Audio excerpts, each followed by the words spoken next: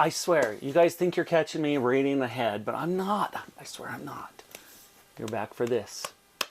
David Walliams, codename Bananas. Remember to pay close attention to the story.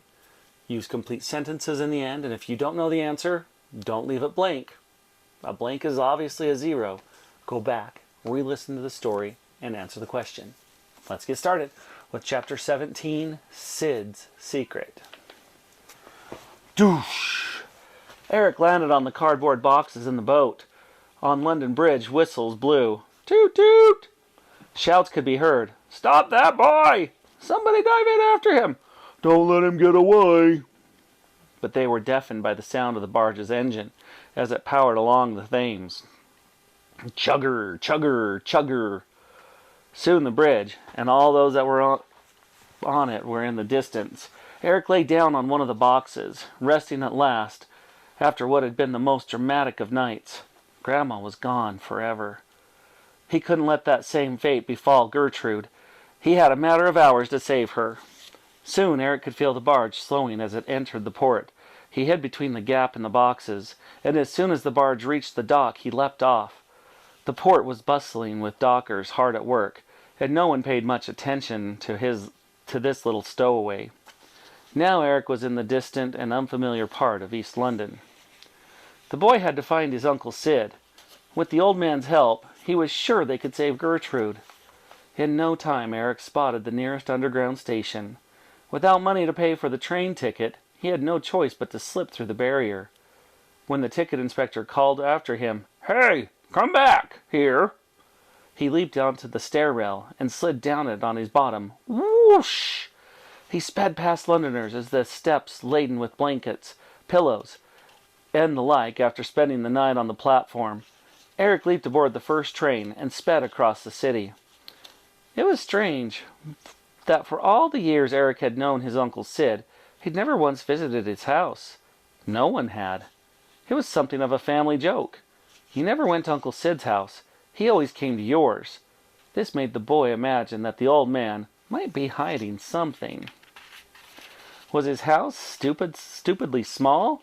Or horrendously messy? Or did he hate people using the toilet? Soon the boy was going to discover Sid's secret. Although he'd never been there, Eric remembered the old man's address from writing Christmas and birthday cards to him. So, studying the map in the train carriage, he found the right stop, Clapham Common, and hopped off. Blinking in the bright sunlight, Eric discovered it was just a short walk from the station to Sid's house. Up in the sky, he could see one of London's many barrage balloons bobbing about. These huge balloons were tethered to the ground all over the city. Their job was to impede enemy aircraft. But, after judging by the devastation of last night's bombing raid, they hadn't made a big difference. Sid lived in an impossibly narrow terraced house, pretty much the same as every impossible narrow terraced house on the street. That was the outside. The inside, however, was a completely different story. Eric knocked on the battered old front door. Knock, knock. "I'm not in," came a cry from the other side of the door. It was Sid all right, and by all accounts he was very much in. Eric knocked again. Knock, knock. "I am out."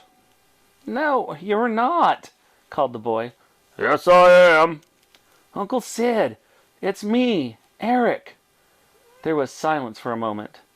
Then came the sound of 10 feet clanking on the floor. Clink, clank, clunk. The letterbox opened. Shumt. "What are you doing here?" hissed Sid through the letterbox. "I've come to see you." "I don't accept visitors, ever." There was a strange honking sound in the background. Honk! "What was that?" asked Eric. "What was what?" replied Sid, pretending he hadn't heard anything. "That sound." "I didn't hear anything." "Honk, honk."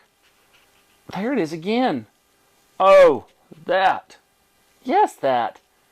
"Just my bottom honking. I had some dried prunes for breakfast." "I know the sound of your bottom honking only too well, and it doesn't sound like that." "I'm so sorry. Eric, it's not a good time." "Please, I have nowhere else to go." "Don't be silly. What about your granny?" "She's gone." The next thing Eric heard was a bolt being unbolted and a lock being unlocked. Shump, click. The door opened, and Sid stood there with his arms wide open.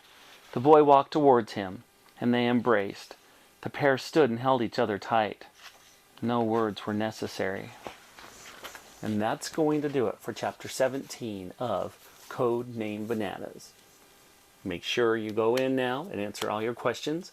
Complete sentences, restate the question. Remember, if you copy the question and paste it, you can just change a few words, and you've got a complete sentence. Have a great rest of your day, guys. We'll see you tomorrow, and I promise, I'm not going to read forward. I swear. I swear. Have a good night.